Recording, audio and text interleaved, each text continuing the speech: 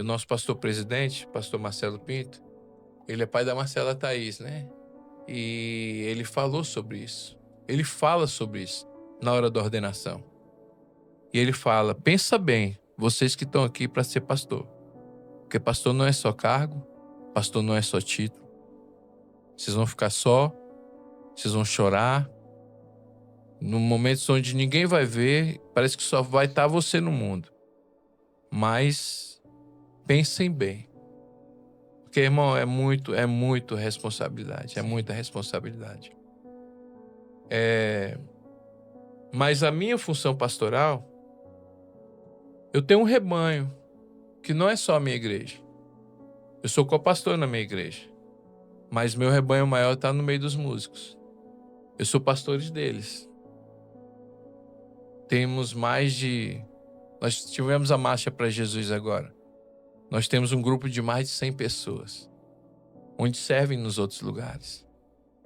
Onde eles não fazem frente só nas suas igrejas, mas eles vão servir em outros lugares.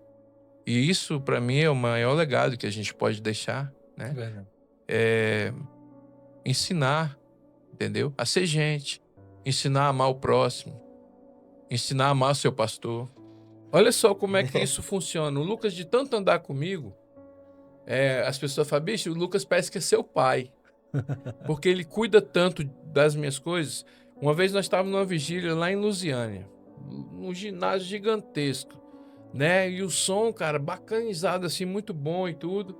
Aí o Lucas era bem pequenininho, pô. Ele chega pro cara, o técnico de som, né? E fala assim: ó, meu pai vai cantar agora e meu pai gosta do som desse jeito. O cara com a mesa digital braba, né? E tudo no iPad e tudo. E os caras, que esse moleque, rapaz, não sei o quê. E ele chegou. Na Aí o cara. autoridade. Só que o cara sacou que ele tava falando sério. Aí ele falou assim: mas como é que seu pai gosta? Eu falei: não, meu pai gosta assim e tudo, né? Pode tirar o médio do violão, da voz dele. E ele pequenininho, mano. Ele sabendo assim do que. Com propriedade o que eu queria. Aí tá, né? Quando eu tô lá passando o som e tudo, quando eu olho, tá o Lucas na mesa grandona e o cara bem assim, lá no meio da plateia, né? Sentado no meio lá e com a mão na cabeça assim e descansado. Por que que a gente tem esse, igual você falou, você chega no lugar, você fica agoniado em servir. Porque geralmente, cara, tem lugares que você é impedido disso, entendeu? E isso é muito ruim. Eu falo com os meninos, quando eles vão tocar comigo, eu não bajulo ninguém. Eu falo: ó, não chamo assim para tocar, não sei quando é para poder fazer uma gig assim muito em cima da hora. Mas eu quero que eles tenham prazer de fazer aquilo, não sendo por mim, mas fazer no prazer de servir ao Senhor. Sim. E uma certa feita, a gente estava ministrando numa igreja lá no Bandeirante. Cara, igreja maravilhosa, o som, mano, perfeito. E os meninos, cara, chegaram na maior atenção, o técnico de som, os caras que vieram para ajudar a gente. Só que tinha um rapaz que tocava com a gente, que ele era muito difícil, mano, muito difícil. E a igreja toda tava trabalhando em linha, não tinha cubo. Pois ele queria um cubo por baixo dele, de qualquer jeito. Não, eu só toco com cubo. E começou a brigar com o cara. E eu arrumando minhas coisas, né? Arrumando pedal, tarará, e tudo. E eu vendo aquele furdunço. E eu vi que o menino triste e ele gritando com o cara. E aí eu falei pra ele, falei: cara, o que tá acontecendo, filho?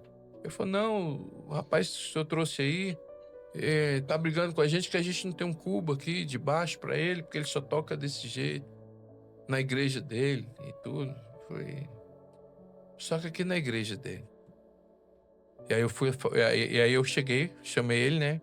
E fui lá pra falar com ele. Falei: ó, deixa eu te falar uma coisa. Você tá vendo isso aqui? Isso aqui é o melhor que eles podem nos oferecer. Como tem igreja grande, como tem igreja pequena, que é o melhor que os caras podem oferecer. E eu falei assim: eu não aceito que vocês desmereçam os outros. Porque quem foi convidado fui eu. Entendeu? Então eu não aceito que ninguém desmereça os outros. Seja na técnica, seja no contato, no trato ali. Por quê? E eu falei: se você quiser, se você não quiser tocar, você pode ir embora. Eu pago o táxi aqui para você, o Uber para você. Você não precisa estar aqui. Eu não preciso de gente assim. Jesus não faria isso. Entendeu? E eu falo muito com eles assim, eu falo, ó, no dia que vocês não tiverem prazer de servir ao Senhor, não é prazer de tocar com o pastor Paulinho, não, mano. Porque, igual eu tô te falando, minha banda é quem tá. No dia que eu falo assim, quem tá no dia toca comigo. Mas tem um monte de gente que gosta de tocar comigo e fala, pastor, e aí, cadê as agendas? Como é que faz? Tem um monte de gente. E eu acho isso muito legal. Só que, assim, tem muita gente, cara, que eu tenho que ter esse cuidado, sabe? Para que o reino de Deus, ele tem que ser colocado com amor, mano.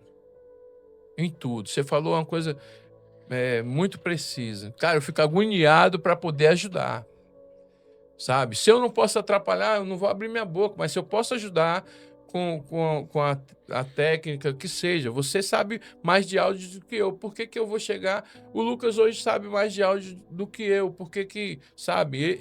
Eu sei o que ele tá falando. O Lucas era o tipo do cara que ele já me entregava o violão pronto, só para eu tocar. Ele já me trazia afinado. E os caras ficavam, pô, que esse moleque? Sabe? Então, cara, essas coisas me frustram, me chateiam muito no nosso meio, entendeu? Porque as pessoas, elas tão sem noção, mano. Isso fere pessoas, né? Sim. Uma coisa que eu tenho muito medo é de ferir pessoas.